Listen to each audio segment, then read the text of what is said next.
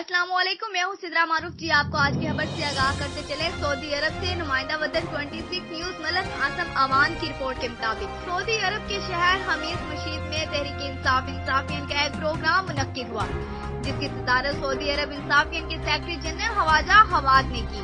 اس اجلاس میں western region کے صدر ملک لیاقت خان سمیت مملکت کے مختلف شہروں سے سینئر قیادت بھی موجود تھی۔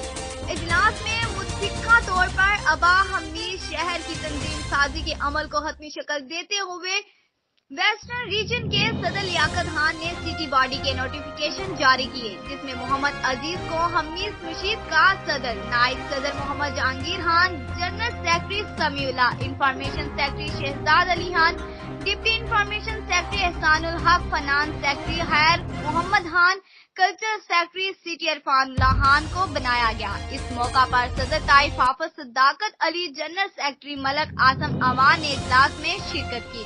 منتخب عہدیداران سے سیکرٹری جنرل سعودی عرب خواجہ حواد نے حلف لیا۔